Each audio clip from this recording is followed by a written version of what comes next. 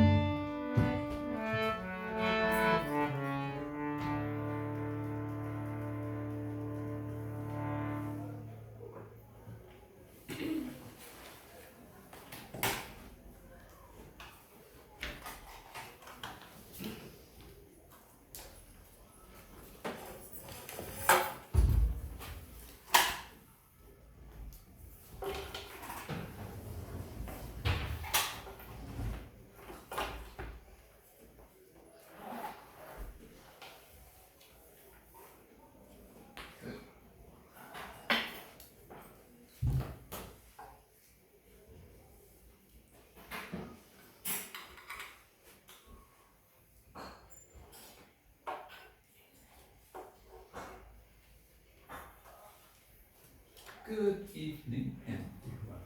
Thank you for coming again to part 4 of our discussion Sri Chaitanya Charitamrita, a whirlwind overview.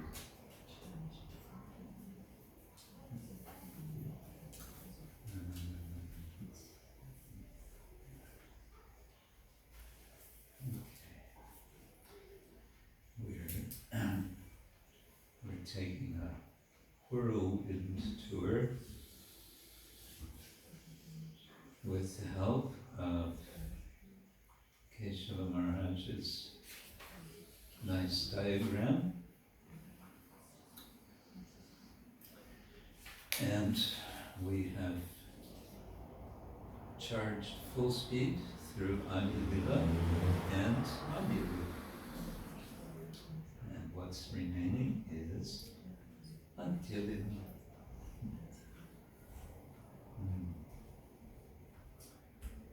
So, there were 4 parts Adi Lila, 4 parts Madhya Lila, now 4 parts Antya Lila. The first of which Yeshua Maharaj calls appreciation. Second part, number 10, he calls correction.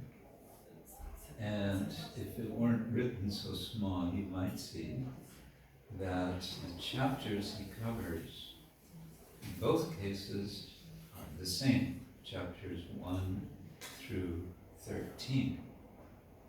So within chapters 1 through 13, there are passages which celebrate, which express great appreciation for specific devotees and their great accomplishments. And in the same chapters 1 through 13, there are accounts of how Chaitanya Mahaprabhu corrects the misbehavior or misunderstanding of certain devotees. So these 13 chapters are especially significant in showing how Lord Chaitanya applies his teachings. The section 8, the last section of Madhya Lila, organization, was teachings of Lord Chaitanya to 2 of his followers. Who are the followers he taught?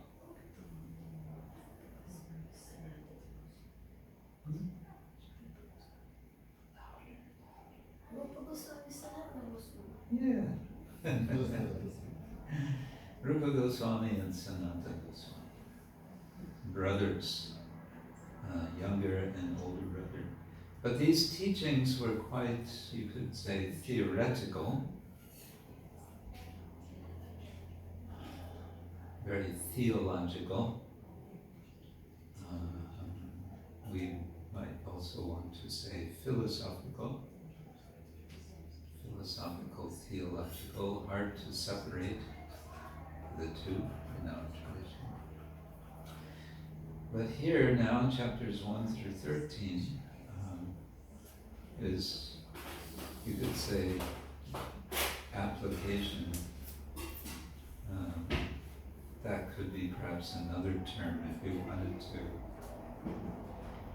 combine number 9 and number 10 and call it application.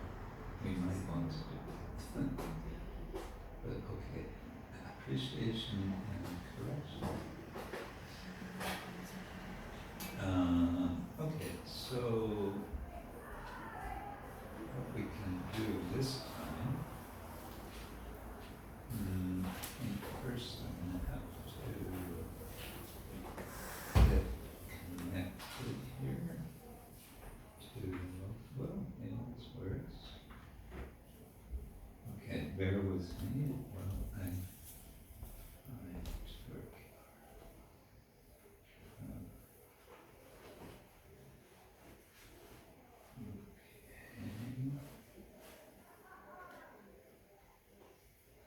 Okay. peace, we want peace, we want Antilila.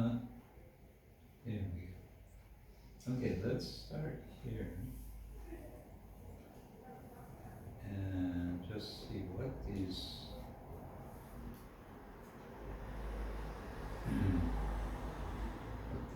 13 chapters are. Okay.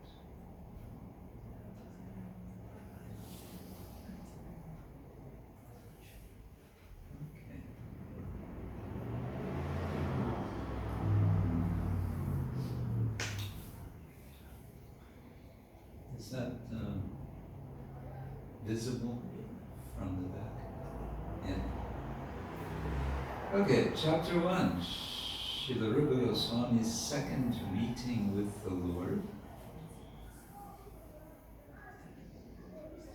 This would be in Puri, because Rupa Goswami goes to Vrindavan. After some time he goes to Puri, where Lord Chaitanya was staying. And there they have some very nice exchanges, very sweet exchanges. So this would be about appreciation, appreciating Srila Rupa Goswami and his deep understanding of Lord Chaitanya's heart, his mission. Then, chapter 2, the chastisement of junior Haridas would be certainly about correction.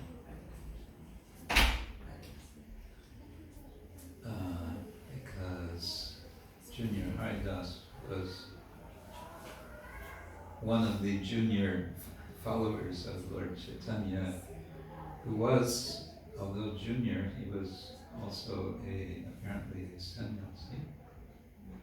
And Lord Chaitanya, through Haridas, was teaching a lesson to all the sannyasis in Puri.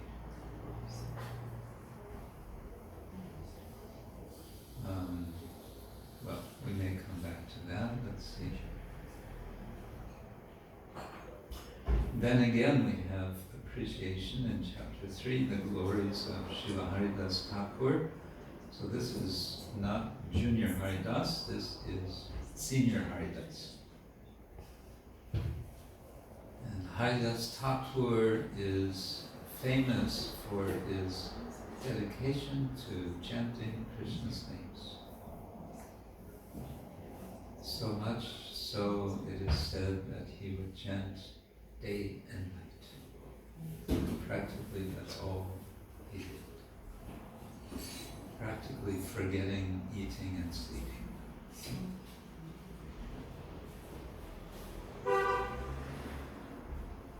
He is celebrated also for being from, apparently, a Muslim background, and in 16th century Bengal, it was considered amongst those who were now beginning to be called Hindus. This was a kind of a new term, contrasting Muslim, who were not referred to as Muslim in Chaitanya Charitamrita. They're referred to as Yavanas, generally.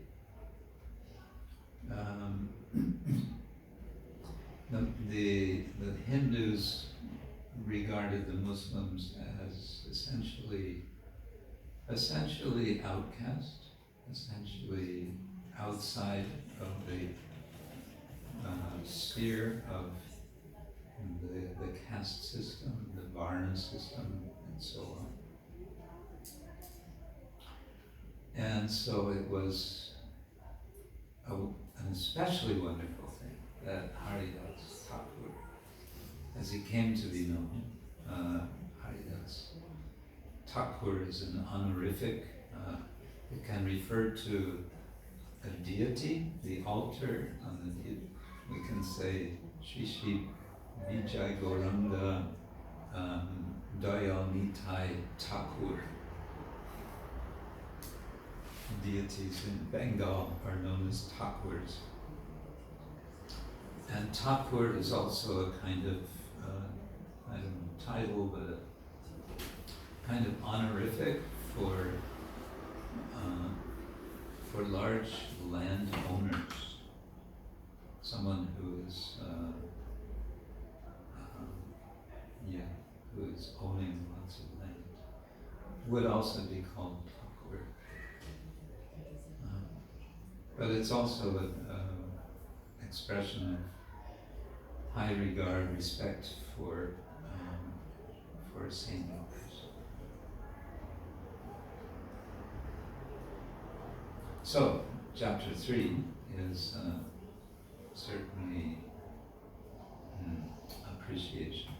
Oh, I was going to now briefly take us back to our other chart. So it's shown here. Don't know if it shows, doesn't show. I don't know why it doesn't show. I think it's there. Let's see where we can find it.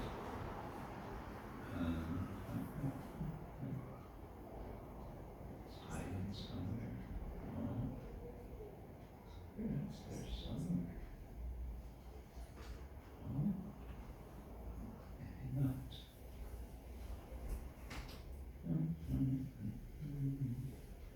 Okay, bear with me. Since each chart. Here we go. Yeah.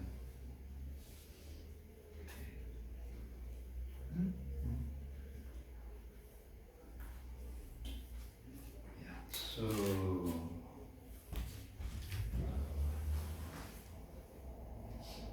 So we have the inner circle where Chaitanya is direct associates. We have the next circle out, the different Vaishnavas, different other than Gaudiya Vaishnava groups, like the Sri Vaishnavas, and the followers of Vallabha and Vallabhacharyas. Then this more pink saffron is the other Brahminical traditions. What was an example of the other representative of this group? Anyone remember? I just mentioned briefly, yes. Mayavadi sannyas? Yes, Prakashananda Saraswati and his followers in Varanasi. And also Prakashananda, he was from Bengal, but he was not a Vaishnava until Chaitanya Mahaprabhu spoke with him. He was apparently some sort of Mayavadi. So these are other Brahminical, they're Brahmins, and they were certainly high class Brahmins. Sarvabhauma was a Grihastha, a householder. Prakashananda Saraswati, he was a sannyasi. They were both Brahmins. And then the next group beyond, further away from the center, are the Shaktas, the Buddhists, and the tribals. 3 different groups with one feature in common. According to Krishnadas Kaviraj, all 3 of these are referred to as Pashandi or Pakandi. And Pashandi is sometimes translated as atheist, sometimes as heretic, especially these 2.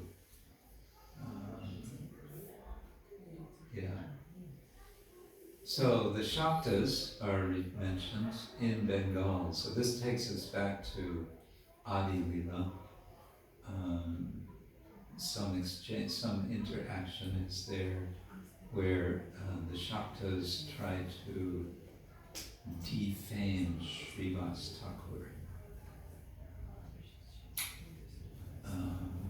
And in general, there are a lot of Shaktas, people worshipping Durga, worshipping Kali in Navadvip at this time, and also to the present day.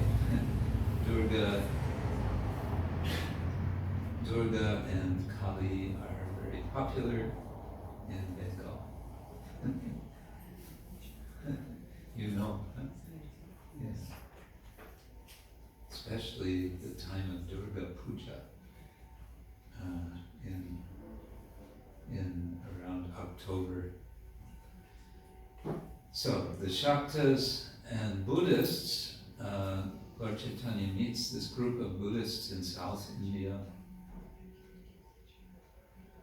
We mentioned the other day,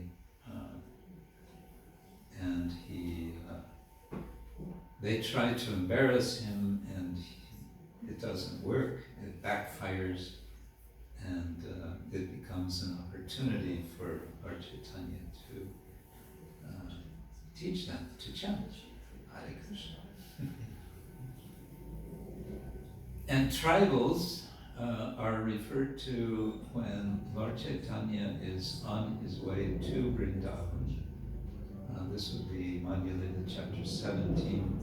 Lord Chaitanya in the Javikanda forest meets the animals and inspires them to chant.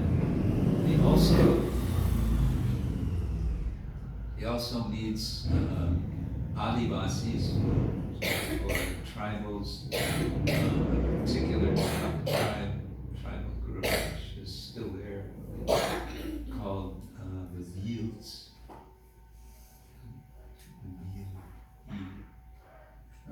So these are these are people who are considered very, again, outside of the Varna or the caste system. And there are many tribals, many different tribes, different designations all over India today. Tribals, it's like a tribe? Tribe, yeah. Yeah, they're indigenous, you can say.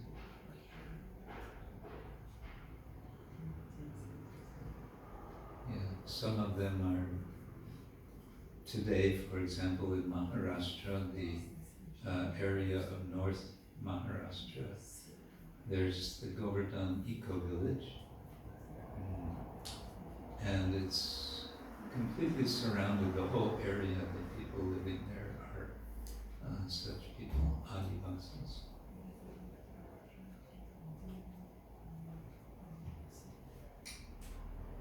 Okay, that's Shaktas, Buddhist, tribals. And then the light green ring is representing Muslims. I mention this now because we're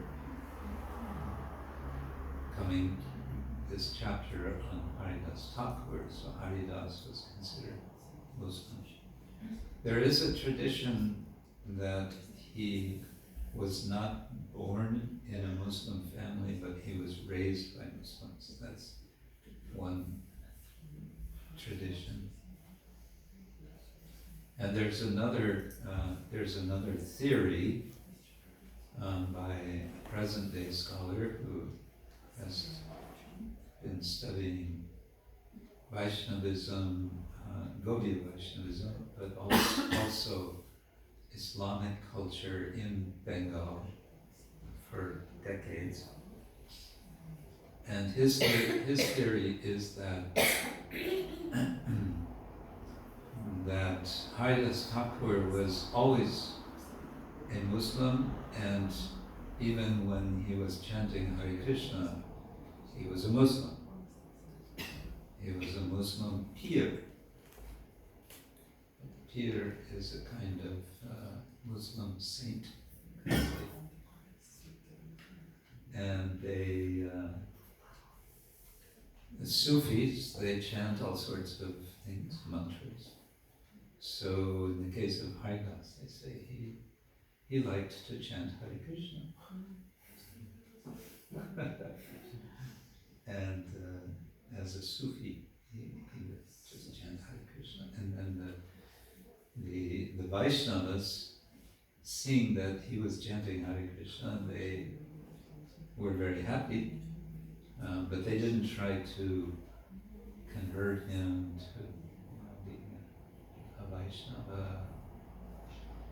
So, for example, when he's in Puri, there's no attempt for him to enter the temple. It's understood he's an outcast. He remains with that identity, so he never approaches the temple. He simply sees the chakra on the top of the temple from his bhajan kutir. Today you cannot see the temple chakra from Haridas Thakur's bhajan kutir. Why? Because there's so many buildings and trees in between.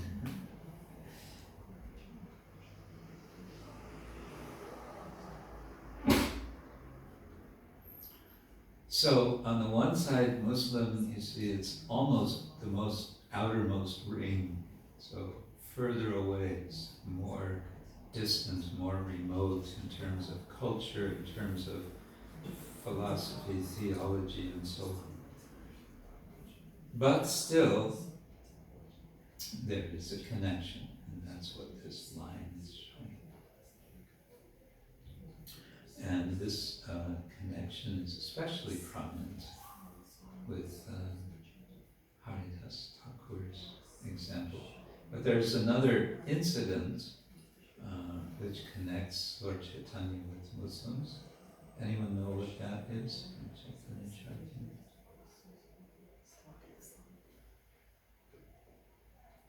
Yeah, the stopping of the Harinam by the Shankazi. That's one, yes. I'm thinking of another one, but yes, the Chand, that's, you could say, the first encounter, which starts as a very intense potential conflict. Well, it's a conflict. And then Lord Chaitanya has, with the Kazi, a kind of what we might want to call a kind of interreligious dialogue of sorts. Yeah. There's another that happens later.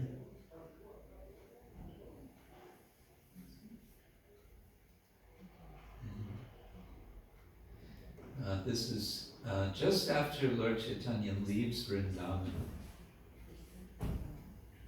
He is with his friends, 3 or 4 devotees, and they're out in a field, and Lord Chaitanya hears the flute playing of one cowherd in the field. And when he hears the flute playing, he faints. And the devotees are there with him, and Lord Chaitanya is lost. He's back in Vrindavan, you can say. He just left Vrindavan, now he's back in Vrindavan. And along come these this group of what are called soldiers, Patan soldiers. Apparently the Patans are Afghani. And I've heard that there are, to this day, some Afghani Vaishnavas descended from, apparently, from those whom Lord Chaitanya met, because when he met them, he also has a kind of interfaith dialogue with their leader here.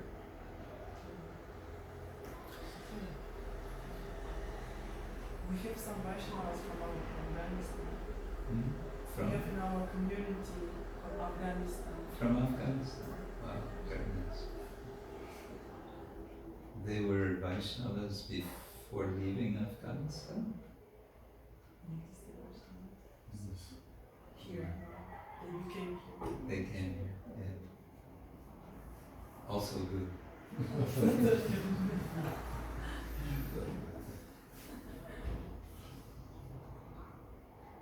And of course, the entire, the background, the political background of the whole Chaitanya Charitamrita is the domination of the Muslim rule, which was there in Bengal, it was there in North India,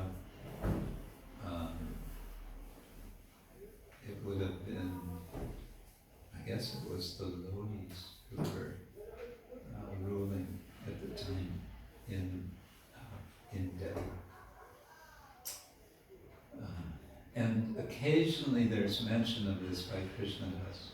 He refers to the political situation and how it's something to be aware of and be careful about. When Lord Chaitanya is traveling, it's a consideration. Have to be careful.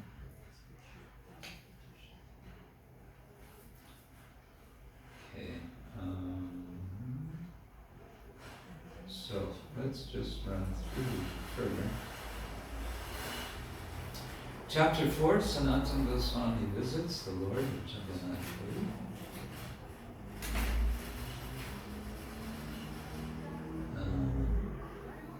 Do you want to also close that?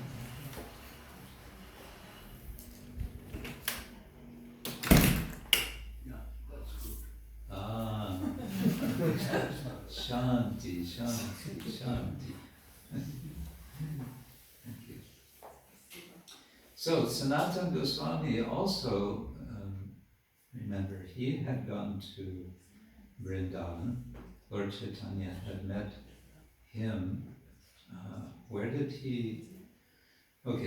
Lord Chaitanya first meet Rupa Goswami and Sanatana Goswami?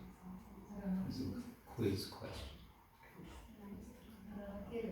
Ramakeli, yes. Ramakeli in Bengal. And the second time, where did they meet?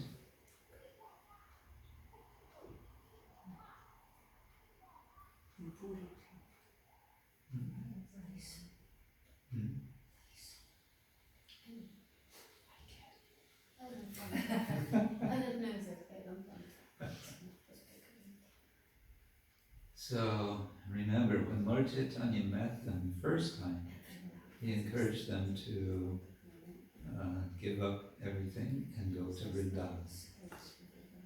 Yes. Lord Chaitanya come back from Vrindavan. Yes.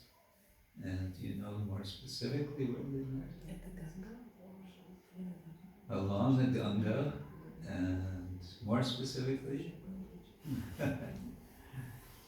first Lord Chaitanya meets Rupa Goswami at Prayag, what is now called Prayagraj. It's the Triveni, the Sangha, the place, Sangam, the place where the Yamuna and the Ganga, and they say Saraswati, where they come together. It's a Triveni.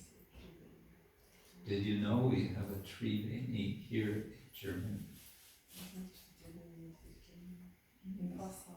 Yeah. Yes, we have the Donau, the Inn, and the Ilz. These are two small rivers. So Singhachalam is close. It's close to the Triveni. So very auspicious. Okay, and where does Lord Chaitanya meet Sanatana Goswami?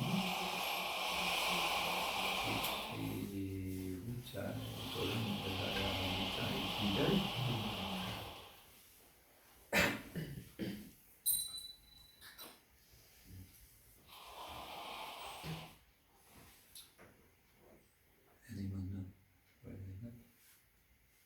They also met on the Ganga, and also in a city, a very old city. I'm trying to make hints. And it's west, no, it's not west, it's east of Prayag. And what else can I say about it? It's a very famous place for Mayavadis. Varanasi, Benares, yes. So that was the second time they meet. Now, chapter 4, Sanatana Goswami, after meeting Lord Chaitanya, for how long? Anyone know? How long did they meet in Varanasi? It was for 2 months. So now just imagine they're meeting every day for 2 months and Lord Chaitanya is speaking, teaching every day, possibly for some hours. I don't know. And then how much of that do we have in the Chaitanya Charitamrita? Well, I would suggest we have a very small fraction, because you can read through the verses of chapters 20 through 24, probably within, I don't know, 2 or 3 hours. But they were meeting for 2 months, so how much more he would have spoken. In any case, they met and they had these lessons. Now Sanatana Goswami, he's gone on to Vrindavan now after some time. Just how long, I don't know, but he eventually then goes to Puri from Vrindavan. Now, let's keep in mind what that means to travel that distance. Where is Vrindavan and where is Puri? And how far apart are they? Approximately, if I remember right, it's about 1,600 kilometers. Now, we can take a train or a car, we can fly most of the way. They were walking.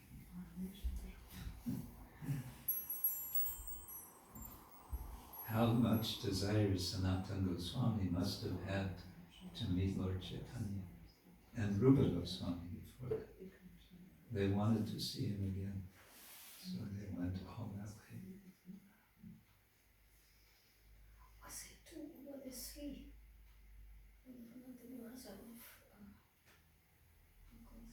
Two or three. Anupam. There were, yes, Anupam, apparently he died quite young.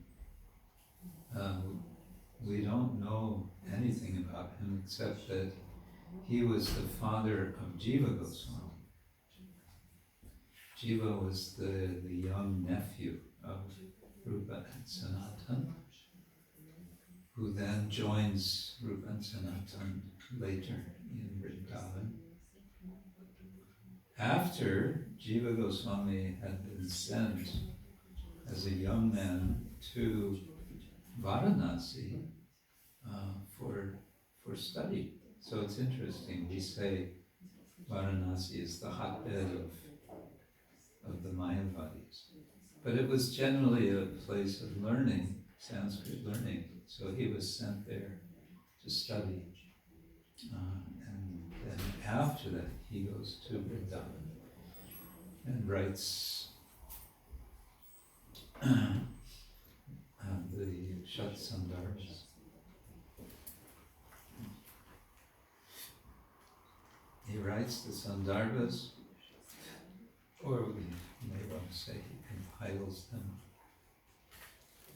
And he also edited some of the works of Rupa Goswami.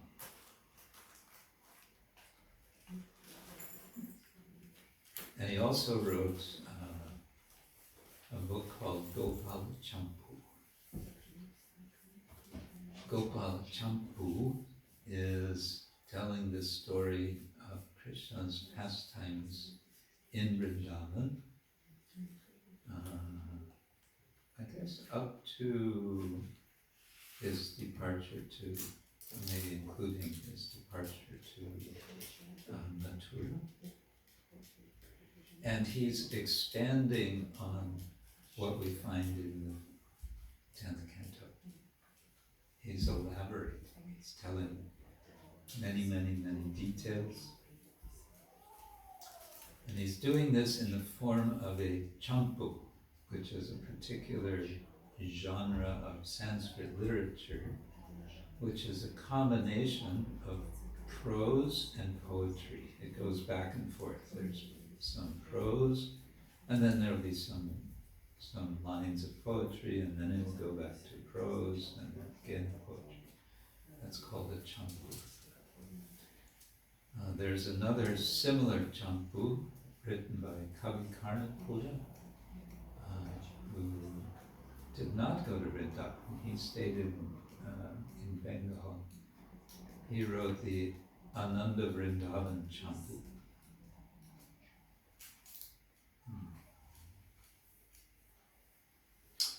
Chapter 5, how Pradyumna Mishra received instructions from Ramananda Rai. It's been so long since I read that, I don't remember about it. You should look at that. Chapter 6, the meeting of Sri Chaitanya Mahaprabhu and Raghunath Das Goswami. Yeah, Pradyumna Mishra was sent by Lord Chaitanya to learn from Ramananda Rai. Remember, Lord Chaitanya had met Ramananda Rai in South India, in Rajmundry, which is north of present-day Chennai, and that's where they had their conversation over some days. And then Lord Chaitanya inspired Ramananda to give up his job. It was a kind of local governor, and to just come to Puri and just be with him in Puri. And apparently he received from the king a pension so that he could do that. Like it was like an early retirement. And King Prataparudra, because he was such a fan of Lord Chaitanya, he wanted to please him. And he saw Lord Chaitanya is so much inspired by Ramananda Rai, said, yeah, come, stay, we'll cover your expenses.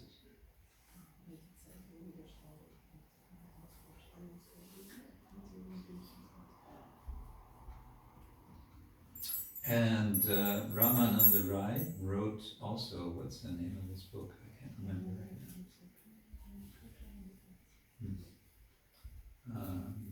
He wrote a book about Krishna Lila. And he was also, it becomes kind of controversial amongst later scholars, but it's described that Ramananda used to train young girls in dance. And this leads one modern scholar to think that he was a sahajiya. But another scholar, who was, he's no longer with us, he was very good, he was a good friend of the devotee scholars in Oxford.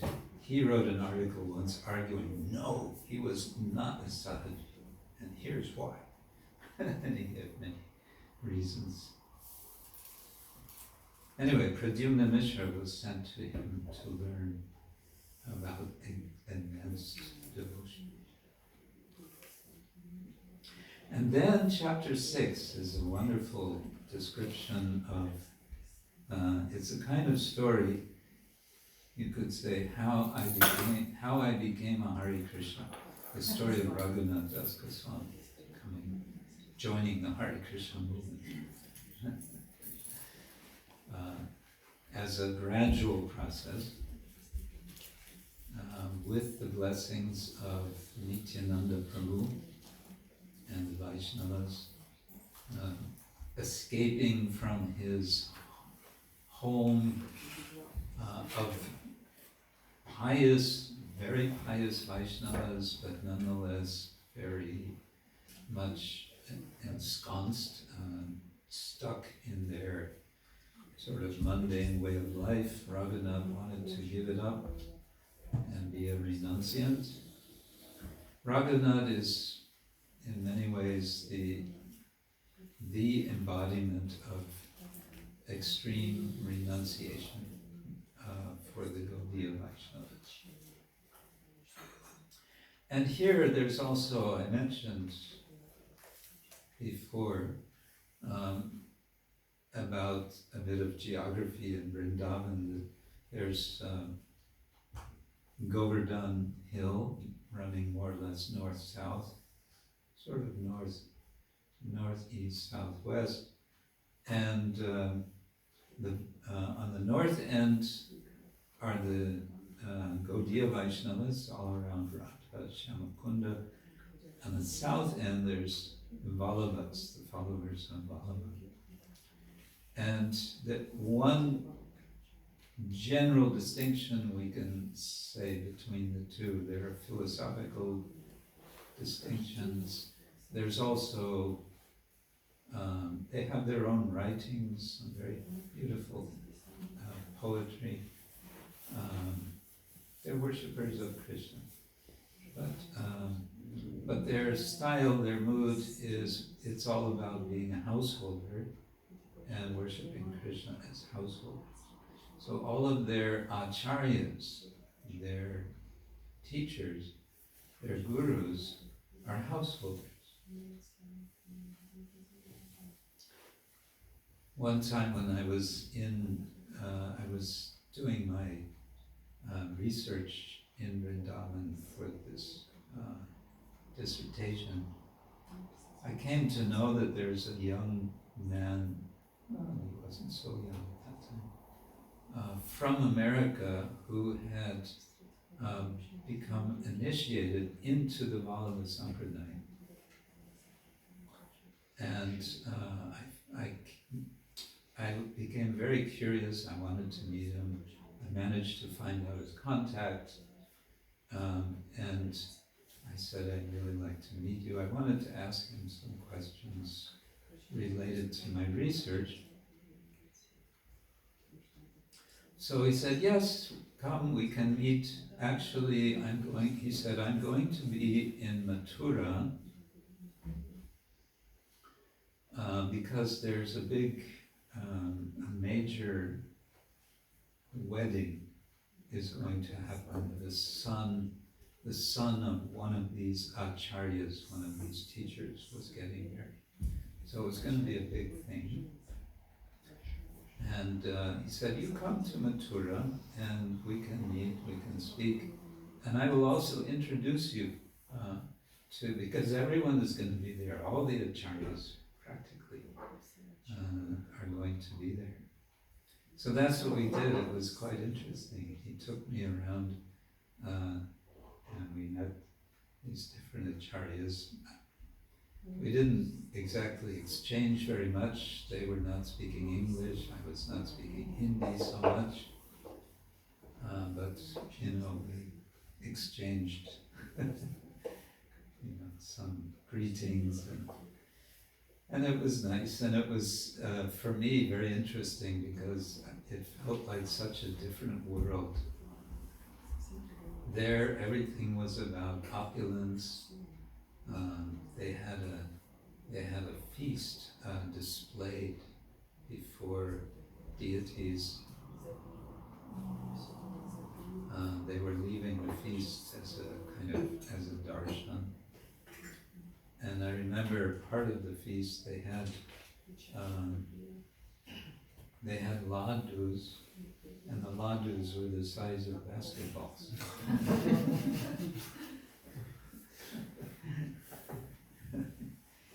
So like that. So the point is that Raghunath is the embodiment of the renunciant, which is the spirit that's very much celebrated by the Gaudiya Vaishnavas. The Vallabhas, they're not about this.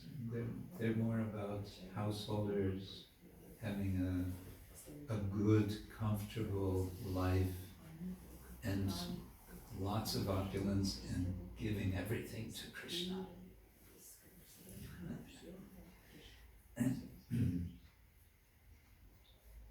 It's probably an oversimplification because, we do have one example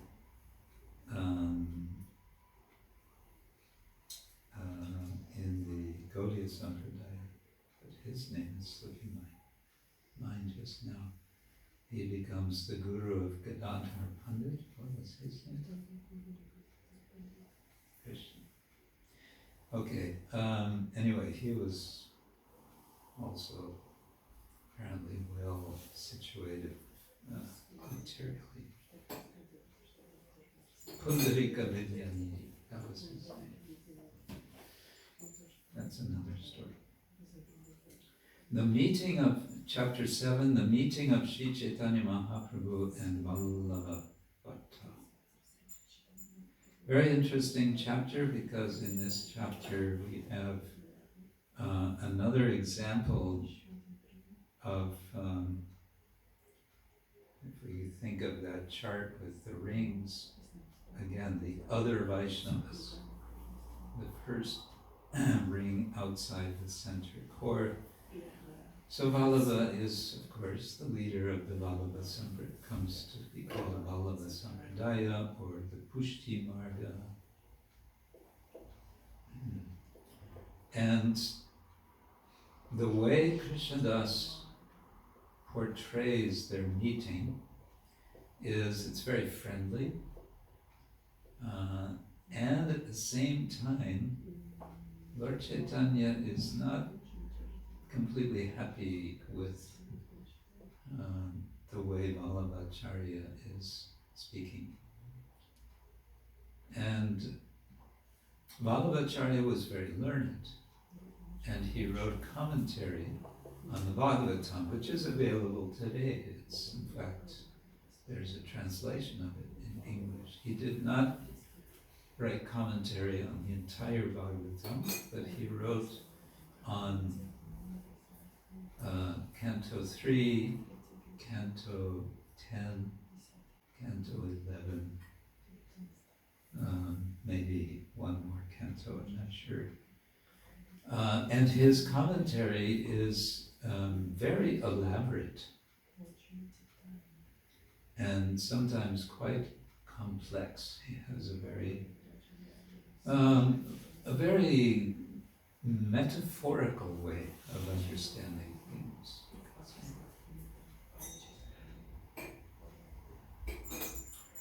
Well, according to Krishnadas Kaviraj, when they're discussing about his commentary, Lord Chaitanya,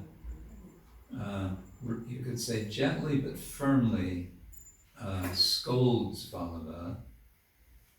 Why does he scold him? Because Vallabha is not following Sridhar Swami.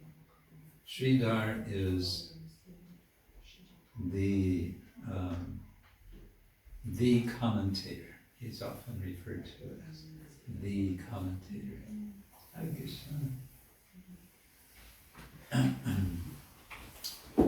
Sridhar Swami's commentary we also have. He wrote a commentary on the entire entire Bhagavatam. I think every single verse. And he wrote it sometime before Lord Chaitanya appeared. Nobody knows exactly when he lived. He's a kind of mysterious person. It seems to have been 14th, maybe 15th century, but generally it's thought 14th century. So that means the 1300s. So possibly at least 100 years, maybe more, before Lord Chaitanya, Sridhar Swami wrote his commentary on the Bhagavatam. And he's considered the commentator. So when Vallabha says, Sridhar Swami, yes, but, I have something else to say. Then Lord Chaitanya says, someone who does not follow the Swami, I consider a prostitute. That's a very strong thing to say. The word Swami can mean husband. in Sanskrit. The word Swami can mean husband. So husband and wife, the wife may refer to her husband as Swami. So he's playing on this word, this meaning, Sridhar Swami. Someone who does not respect the Swami, I consider to be a prostitute. Now, we don't know exactly what the tone of Mahaprabhu was when he said that. It's mentioned that he smiled when he said it. So maybe he said it in a spirit of joking criticism. We don't know exactly, but some kind of criticism is there. And in this chapter, there's a very, very sweet passage, several verses, as I remember fairly early in the chapter, that Lord Chaitanya is teaching Vallabhacharya a lesson in humility by taking himself as a very unqualified person who has learned different things from different teachers. So he refers to several. He refers to Ramananda Roy, he refers to Sarvabhauma Bhattacharya, he refers to, who else? Advaita Acharya. I think he mentions Haridas Thakur. And each one he says, I learned this from this person, I learned that from that person, I learned this from this other person. And in that way, he's, in a slightly indirect way, he's saying, you know, Vallabhaji, don't be so proud of your learning. That's the message. I'm a bit watching the clock because I have to stop early to for an online event. Okay, then, so that would be a case of correction. Chapter 8, Ramchandra Puri criticizes the Lord. And yes, this is where Ramachandra Puri finds every possible reason to find fault with Lord Chaitanya, especially his eating. When he sees some ants in the room, he says, "Ha! This means you've been eating sweets." and Lord Chaitanya, for some time, he cuts his amount of food that he's eating in half. And all the devotees become very distressed. Lord Chaitanya is submitting to this,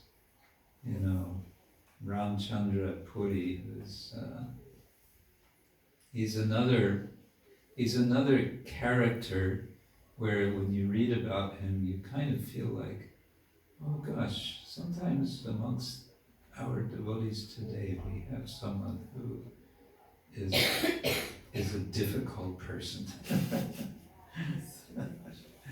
And because you get a sense, there was Damodar Pandit also, Ramachandra Puri, just finding fault all the time. Okay, there's 9, 10, 11, 12, 13 more. Lots of very interesting exchanges go on in all of these chapters, where you sort of feel like you're getting an inside access to Lord Chaitanya and his devotees. So it's quite intriguing. Chaitanya Charitamrita, it's such a book, you really can, practically speaking, just open to any page and start reading, and you can embellish. You can, of course, read it verse by verse, starting from Adi Lila chapter 1 and work your way through. But you can also just sort of dip in. You can read these chapters in Antilila, and they're kind of stand alone, so to say. You don't have to worry that, oh, first I have to read oceans of previous chapters. I think I will stop there and see if anyone has any comments or thoughts or reflections or questions. Yes? Well, about Acharya, this chapter has to do with Gopalbhatta, Goswami, or I'm sorry. No. I read it very late, before 6 Goswami. Yeah, Gopal Bhatta Goswami does not appear in Chaitanya Charitamrita. I think he's mentioned only. He's mentioned only, but he expressed his desire to Krishnadas Kaviraj and said, don't talk about me. Don't write anything about me. That was his humility.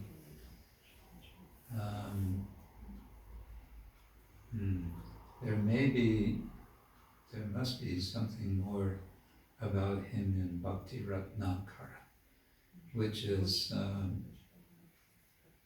Narahari Chakravarti's work in Bengali about the next generation of devotees, followers of Lord Chaitanya, after the Goswamis and all these devotees. The next generation, that's all described in Bhakti Ratnakara. So there may be something more in there. Yeah. Thank you very much. You mentioned the Vallabhas, and actually there are moods, really like these Vatsalya moods, and they are like householders mainly. Yeah. Do we have in our line some acharyas, some previous acharyas who had a similar mood, or maybe like was in Vatsalya Rasa?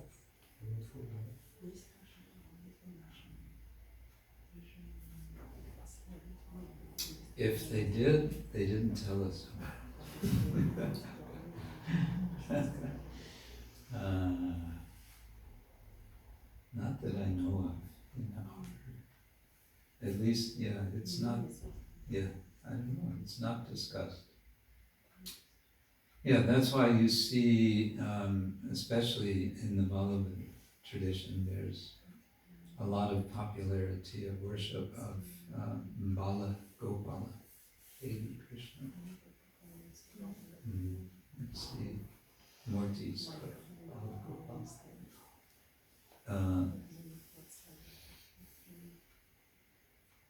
But that's not really in our line. Which is not to say there are many devotees, householders who like to worship Bala Gopala in their home. But I don't know that we have in any of our temples. And I don't know of any Gaudiya temples in India that would have. There probably is, because like one professor I had who was giving some introductory lectures on so-called Hinduism, and said, basically whatever you say about Hinduism, the opposite is also true. So whatever you generalize, there's going to be exceptions.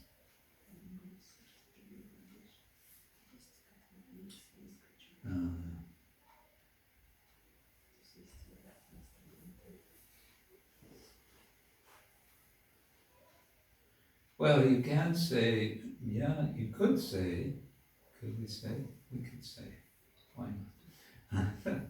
I'm thinking in Nandagram, the temple, the main temple in Nandagaon, is of Krishna and Balaram, and as boys, and then there's Nanda and Yashoda, the Murtis, I think, are also there.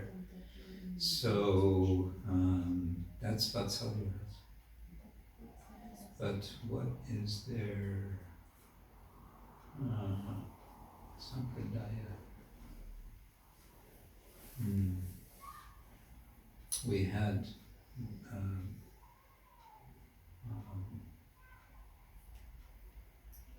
with us one of the Goswamis from there, Murari Krishna Goswami. Yeah, that's about all I can say.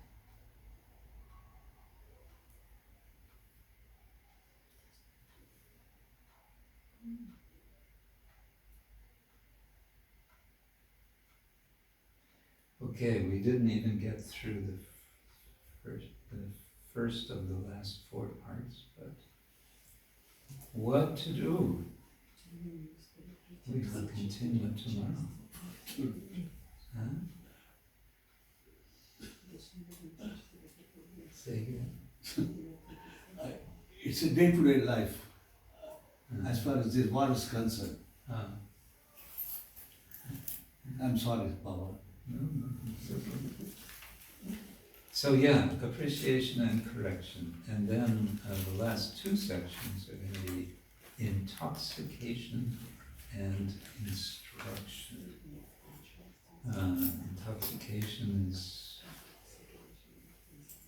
is 6 chapters, and then instruction is the last chapter until you get 20. So we'll see how we go tomorrow. So you're all welcome to come. All right, I'll stop there. Thank you all very much. Shiva Prabhupada ki jai. Ananta Koti Vaishnava Vrinda ki jai. Shri Chaitanya Charitamrita ki jai. Shri Chaitanya Mahaprabhu ki jai. Shri Krishna Das Kaviraj Goswami ki jai. Gaur Prem. Hare Krishna.